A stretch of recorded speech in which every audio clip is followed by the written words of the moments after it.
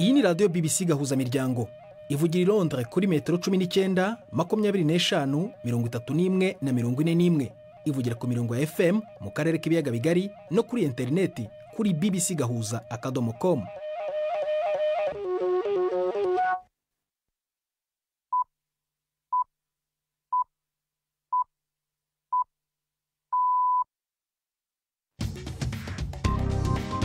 Ubu ni saa 10 n'igice ku isaha mpuzamahanga ya GMT, ni saa 12 n'igice ku masaha yo mu Rwanda no mu Burundi. Muri studio muri kumwe na Prudence Ngiyumva. Wiriwe hoteza amatwi BBC gahuza miryango aho hose ku isi, kaze kuri radio kuri bbcgahuza.com, kuri Facebook live mu buryo bw'amashusho no ku mirongo migufi ya shortwave. Dore ingingo z'ingenzi z'amakuru turambura mu kanya kuri uyu wa kane tariki 30 z'ukwa 10. Muri Tanzania umuntu umwe yishwe, abandi mirongo barakomereka mu myigaragambyo yabereye hafi y'umupaka wa Kenya na Tanzania yamagana ibyabaye mu matora y'ejo hashize kuwa gatatu. Bavuga abanyatanzania bavuga ko bamwe ari ikinamico. Akanama k'umutekano ka Loni kari guhura mu buryo bw'igitaraganya ku kibazo gikomeje gukara mu karere ka Darfur muri Sudani, aho basivile bari kwicwa n'inzara bakavarwa mu byabo ndetse abandi bakicwa. Turajya kandi no muri Uganda ahavugwa isegenya cyangwa se ahavugwa imvura ikaze cyane yahiritse ibintu. Hari n'ikinamico urunana nk'uko bisanzwe buri wa kane.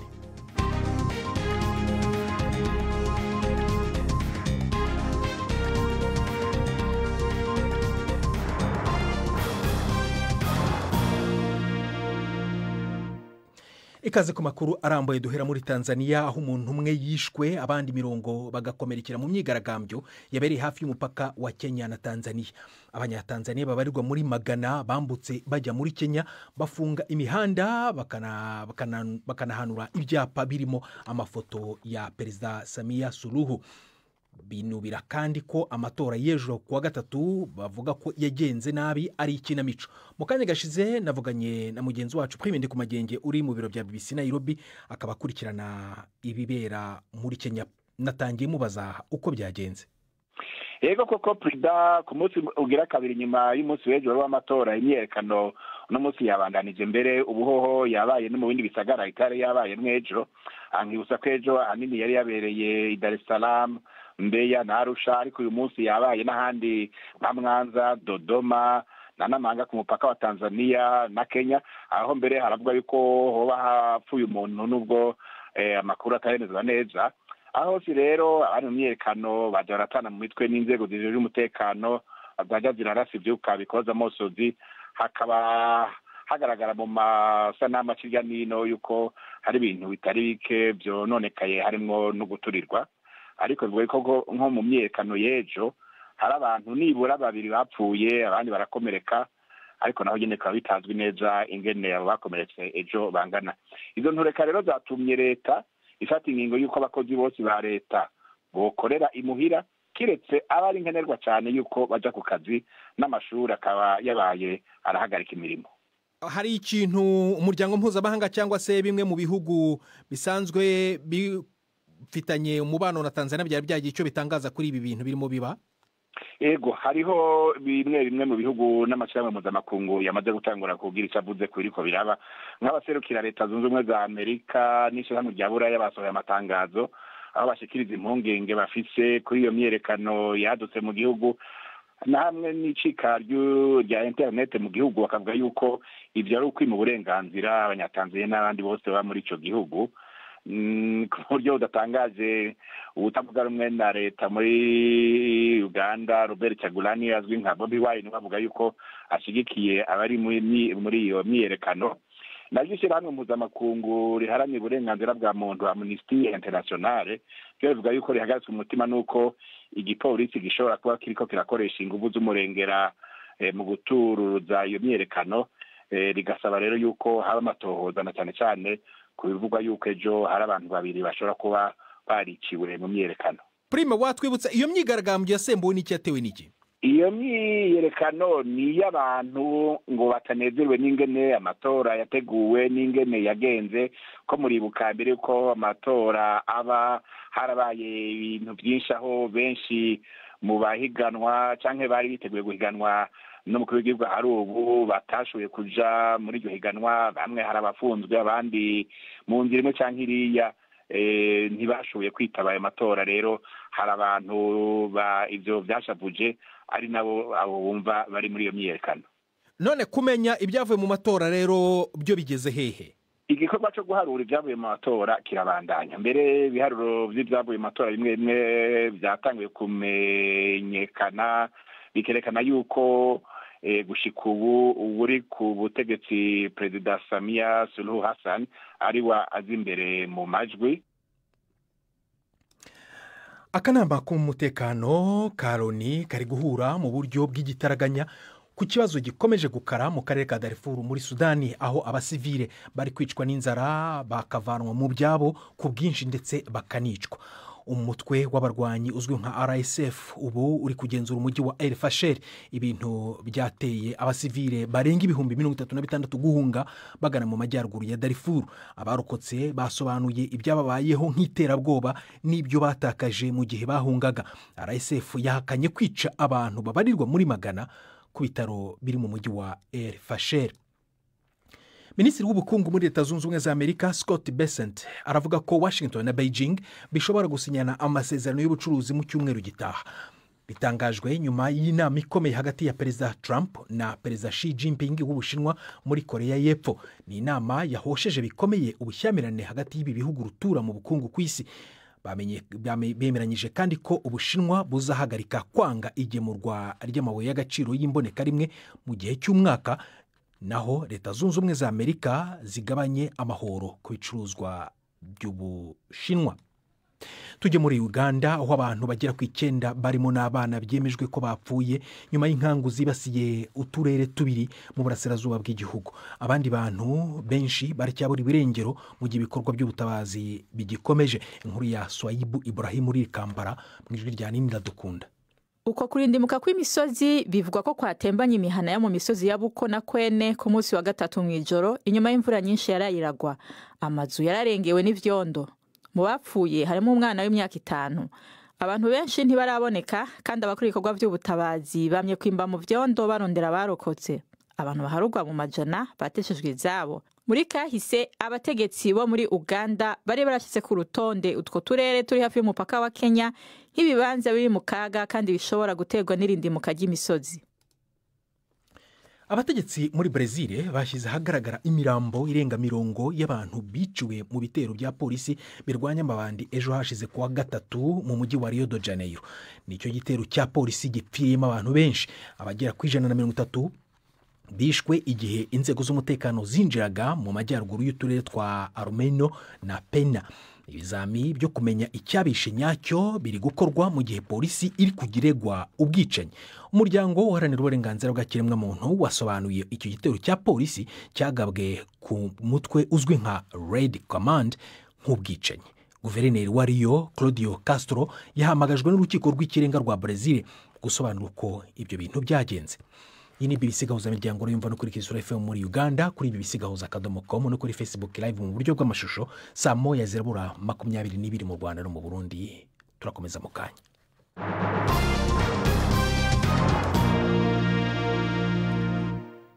Urukiko muri Afurika y'Epfo rwanzuye ko umuyobozi umwe mu bari abayobozi b'ishyaka rya ANC muri icyo gihugu wahanahawe igihembo cy'amahoro cyitiriwe Nobel, Albert Rethuru, yishwe akubiswe na polisi yo ku butegetsi bwa gashakabuhake izwi nka apartheid. Ni umwanzuro wavuguruje icyemezo cyo mu 1967 cyavuze ko yishwe agonzwe na gari ya moshi yari itwaye imizigo. Mirimbanyi nabo mu muryango we bari barashidikanyije cyane kuri uwo mwanzuro w'urukiko, ndetse bituma guverinoma yongera gufungura urubanza muri uyu mwaka. Umucamanza yavuze ko Rethuri wabaye umunyafurika wa mbere wahawe igihembo cy'amahoro cya Nobel mu 1960 yapfuye amanywe agahanga bikamuviramo kuvira amaraso mu bwonko. Umuryango we wavuze ko wishimiye cyane uyu mwanzuro w'urukiko. tujye mu Burundi ahabonetse agahengwe mu kwiyunguruza no kunywa igitoro ku bituro by'amabisi nta mirongo minini yahagaragaraga mu gihe abahora barondera igitoro umunsi umwe canke ibiri ubu batonda iminota mike gusa. Haracyari ariko imyaka irenga 4 Uburundi buri mwikena ry'igitoro aho ico bakoresha cagurwa kuri magendo. Ni inkuru tubaza umunyamakuru Patrick Wasori Bujumbura. Aha ndi kuri imwe muri station zitanga igitoro muri zone Gihosha iri mu buraruko gisagara ca Bujumbura. Yaba mazutu canke essence hirya no hino aho nagiye ndaca mu gisagara ca Bujumbura igitoro cyo kiratangwa ku ma station atamusunikano. Turashima aho bigeze ubu kuba umuntu yatonze kuva mu gatondo izi saha tukaba tugiye dushikirwe ku murongo tunwe. Nashitse ku murongo nka saa moya urana amasaha ageze uburengere shikirwe kuri station mw'igitoro. Ariko ava twaramara turashura kuri station. Naje kunosha igitoro mu gitondo ubu ndatashe.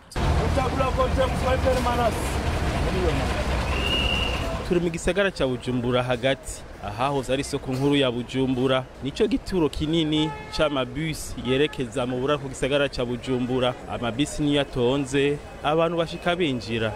Bo vyifashe neza nta gutonda. Dushaka rero kubakorora umuceri n'ibiharage. Duhise twinjira hise baduha kari bitwa twinjira. Kwiyunguruza mu bisanzwe tubona bitworoheye. Kandi byatujyoheye kubona amabisi yasubiye kuboneka nk'uko bisanzwe. Saba leta yuko tworohereza nk'uko nyene tukaguma twiyunguruza bitworoheye. Gifashe neza ubu nitugitonda kwera. Abatwara imodoka zunguruza abantu nabo nyene barashima ko ubu basigaye banywesha rimwe mu misi ibiri. Ubu nyene nta munyagihugu n'umwe abura ikimwunguruza. Kuko amabisi niyo menshi ubwo gusumba n'abantu. Aho ushitse unywa izari zakuye muri system bazisubije muri system. Saba ko byoguma kunyene ahubwo canke bikiyongera.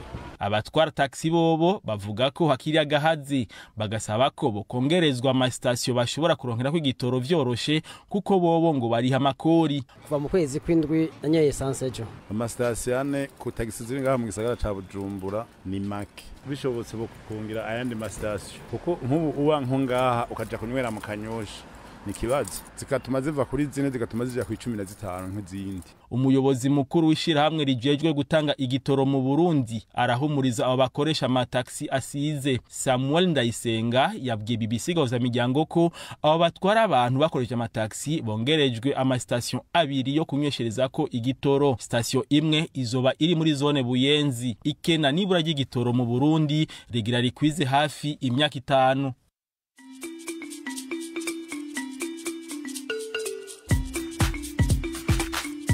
BBC Gahuza Miryango yabateguriye uburyo bwo gupakurura ibiganiro vyayo mukabibika muri telefone ngendanwa zanyu canke computer mukaza kuvyumviriza igihe cyose mubishakiye. Ibiganiro bya BBC Gahuza Miryango mukunda nk'amakuru, imvo n'imvano, urunana, ikiganiro cy'abagore cyangwa abaza muganga ubu biraboneka kuri podcast. Ja ku rubuga rwa BBC Gahuza Miryango ariko bbcgahuza.com urondore ahari podcast. Amakuru yose y'uburyo podcast ikora n'ukuntu washyira muri telefone yawe byose urabisangayo. Pakurura ikiganiro ukunda canke amakuru wumvirize uko ushaka aho uri hose ntusubire gucikwa na kimwe. Taramana ibiganiro bya BBC Gahuza Miryango kuri podcast. Hamasi yashyikirije umuryango utabara imbabare wa Croix Rouge icyo wita imirambo y'abandi bantu babiri bari barafashwe nawo bugwate muri Gaza. Bahawe igisirikare cya Israel kugira ngo bajyanwe muri Israel gusuzumwa. Ibi biri mu bigize umugambi w'amasezerano y'agahenge yagizwemo uruhare na Perezida Trump. Ako gahenge kakomwe mu nkokora ariko muri iki cyumweru n'ibitero bya Israel byishe abanyapalestine babarirwa muri 100. Israel ikomeje gushinja Hamasi kugenda bigura intege mu gutanga imirambo y'abanya-Israel, ariko Hamasi yo ikavuga ko bigoye kubona iyo mirambo mu binonko by'inyubako zasenywe n'ibitero bya Israel mu gihe cy'imyaka 2 y'intambara. N'umwanya w'ikiramico urunana saa moya zabura iminota 17 mu Rwanda no mu Burundi.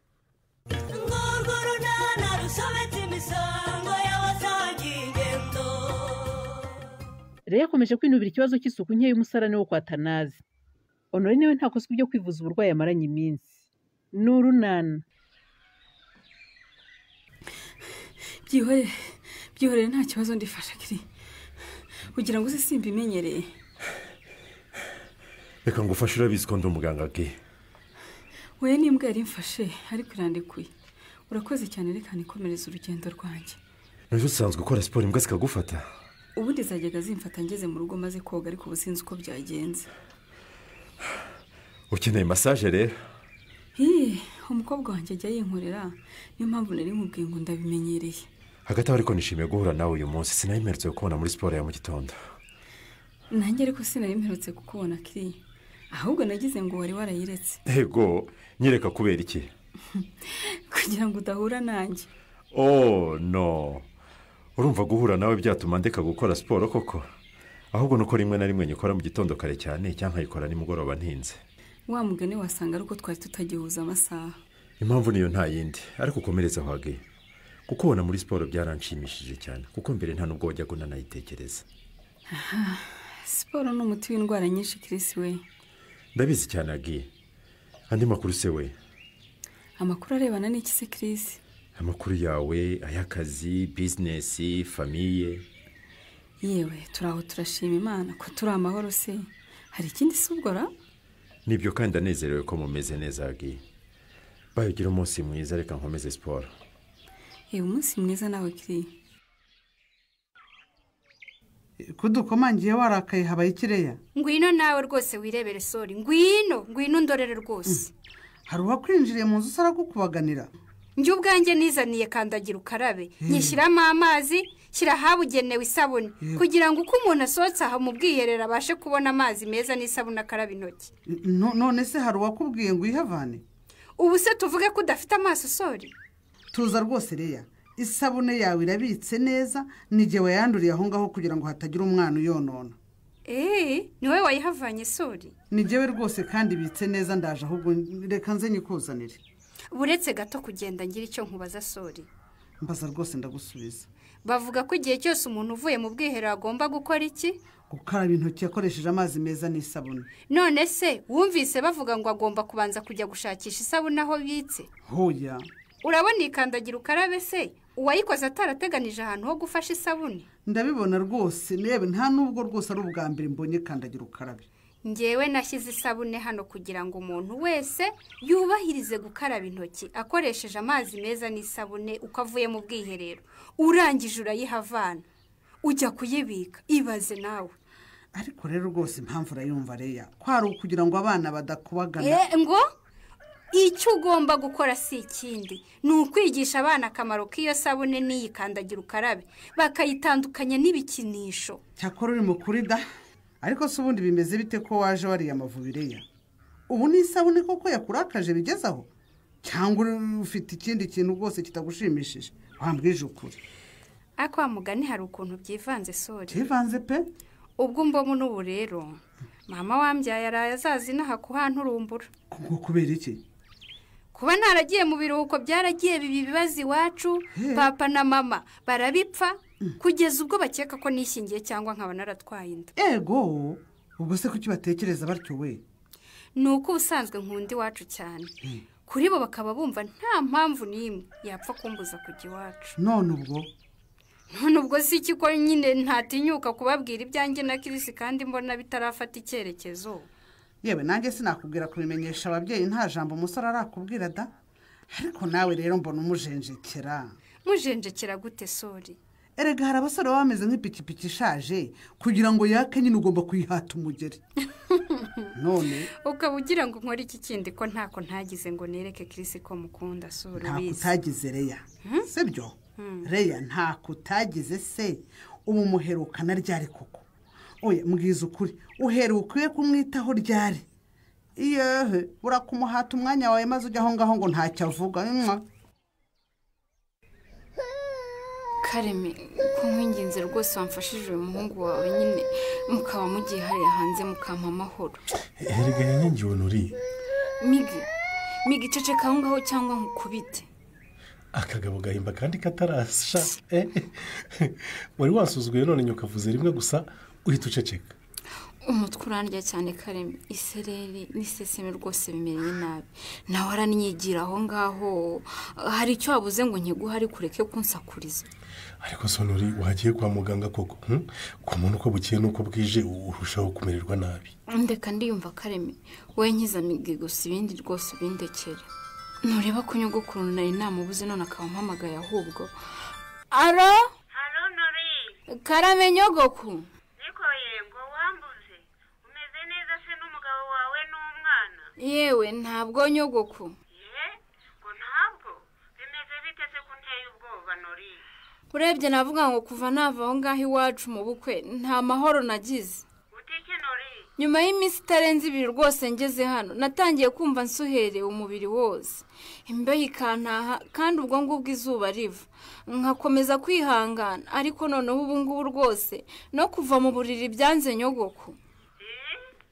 None urarembye mwana wa? None se ko wumva no kubyuka byananiye? Nkabikeka ariko we. Narabiketse sinavuga ariko nari mbizi ko ishyamba atari ryera umwana wa. Nk'ubwo ucyumva utameze neza kuki utahise ubimbwira ko. Aha, erega mubyeyi we, ubukwe bwacu bwadusigiye ubukene bukomeye. Sinari kubona nayo kugura amayinite ngo nguhamagare. Kandi bambwiye ko wambuze. Wapi ni bip? Namubipye arampamagara amubwira ko ngushaka. Nori, uhamishe telefone yawe hafi yawe. Ikibazo cyawe ngiye kugishakira igisubizo. Ibuye ryagaragaye ntibarikisha isuka mwana wanjye.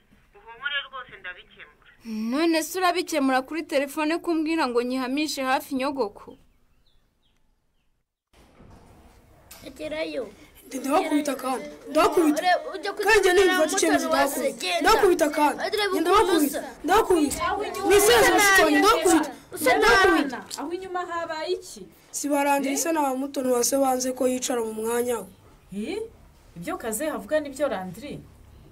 Ngewe sinshaka utwo dukoko afite mu mutwe we Teacher. Ariko mwagiye mureka kwirata. Teacher muze afite inda ku myenda no mu mutwe.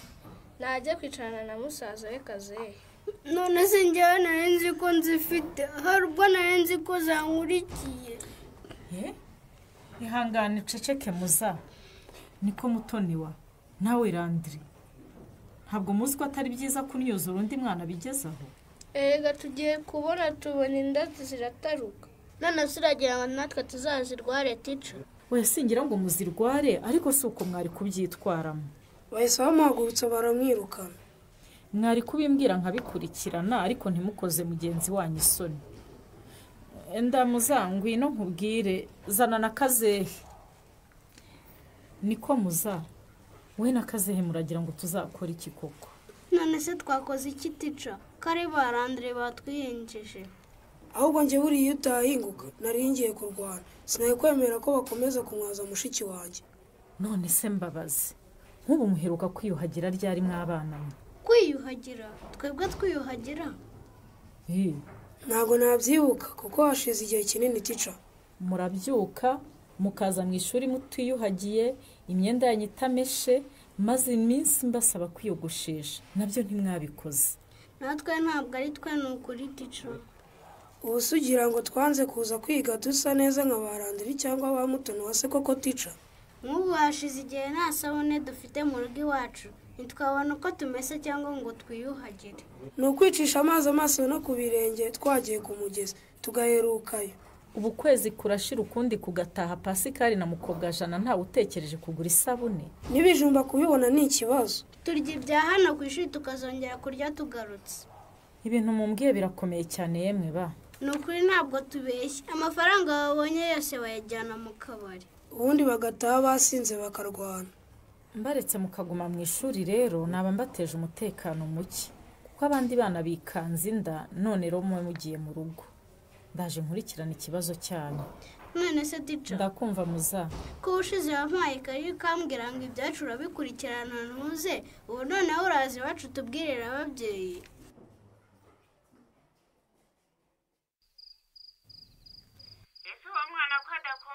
Umamagaye maze kumwuhagira muhaye papa we ngo nkwitabe nyogoku.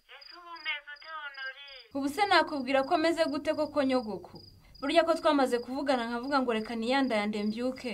Birumvikana utabyutse nta cyakozwa mu rugo rwawe. ariko nagize ngo ndabyutse koko iyi kintu kimfata mu nda kiranguguna ndaribwa cyane numva ngiye kubura umwuka neza nyogoko aho kindekuriye rero mfatwa n'isereri n'ubu tuvugana rwose ndasaba yangwa.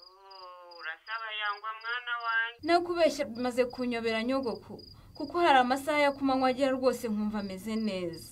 Mu gitondo rero mba meze nabi byagera nimugoroba imbeho ikanta umutwe ukandya yewe niba iyo ndwara igira ngo ntagira icyo nikorera mu rugo rwanjye byaranyobeye. Juriti ni umwanzi udashaka kugira icyo wimarira Nori, arashaka kuguheza hasi umugabo wawe agatangira kukwinuba kabiri nari mu rugo rwanyu rugasenyuka. ngo iki nyogoko? Umuhemu ndamuzi bahereye kera barwanya ubukwe bwawe babonye butashye rero barushaho kujigima. Ugiye kuvuga ko bandogeye mu bukwe rero? Uwakuroze si uwakure atuye aha hafi munsi y'urugo.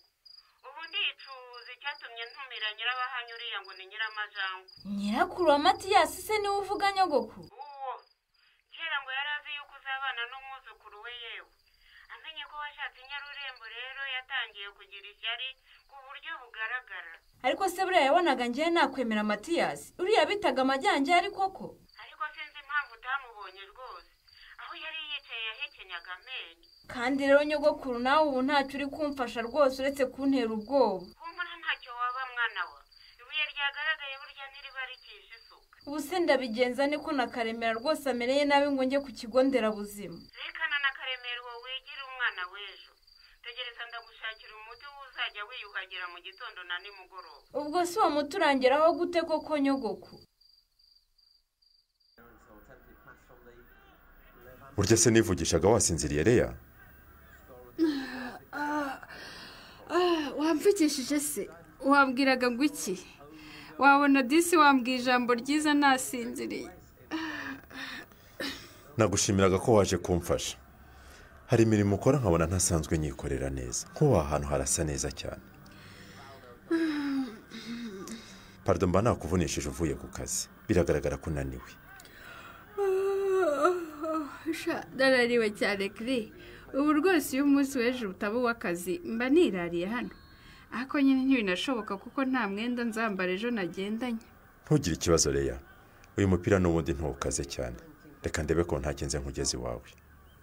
Ako kiri Karame, ndavuga ngo ndananiwe nkavuga gutaha ukihutira gushaka ko nta kintu njyane koko. none se urumva nakure kukagenda n'amaguru muri iri joro kandi uba witanze ukaza kumfasha Leya? Nta nubwo ubabajwe nuko ntaraye. Abasore baragwira ni ukuri wowe nayobewe uko uteye rwose. Noneho bigenze bite ko mumpamagaye bwije mama? Leya ndagira ngo uvuge igihe izazira mu rugo none ahangaha nasabyumva kugira ngo ampe amahoro. Ako se mama wowe na papa none iyo mikino murimo n'imikino nyabaki? Narakubwiye ntisamagaze ku gakana avuga ko nagushingiye rwihishwa none rero nguyu mubwira igihe uzazira mu rugo rwose. Muzi neza ko aho ndi nahajyanwe n'akazi. Mutuze rero aho nzabonera umwanya nzaza kandi si kera. Erega ibyo uvuga byose arakumva. Ubwo yabyumvise nyine ko nzashaka akanya nkaza vuba. Hanyuma ibyo mutekereza ngo narishingiye cyangwa ndatwite siko bimeze rwose. Ariko si ubundi Leya wabuze iki gushaka umugabo nk'abandi bakobwa koko? Ubu ko kuri umukobwa mubi ku buryo wabuze umusore ugukunda. Leya azakora iki ngo akiri iki gitutu cy'umubyeyi we? Naho mu kiganiro Urunana cy'ubutaha. Ikinamico Urunana mwitegurirwa n'umuryango Urunana Development Communication mukayikurikira kuri radio BBC kuwa kabiri no kuwa kane saa 12:45 z'umugoroba. Ikinamico Urunana kandi mwayikurikira kuri YouTube. Kuyigeraho andika ijambo Ikinamico Urunana Official maze utange n'ibitekerezo. Uramutse ufite ikibazo cyangwa igitekerezo kandi wifuza kutugezaho watwohereza ubutumwa bugufi bwanditse kuri telefone igendanwa 0783 18 10 64. Mushobora kandi kunyuza ubutumwa kuri page yacu ya Facebook. Kuyigeraho no kwandika ijambo Urunana.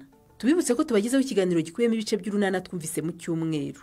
Icyo kiganiro tukibagezaho ku cyumweru saa 9:30 za mu gitondo na saa 11 z'umugoroba kuri BBC. Dusubikiye ikiganiro Urunana cy'uyu munsi naho butaha.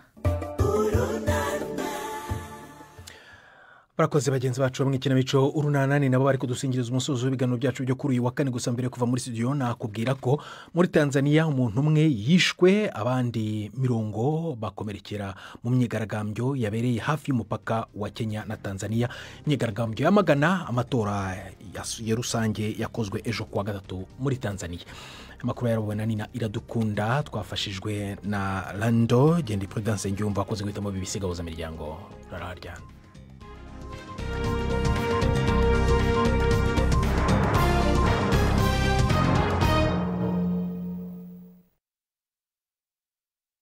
Thank you.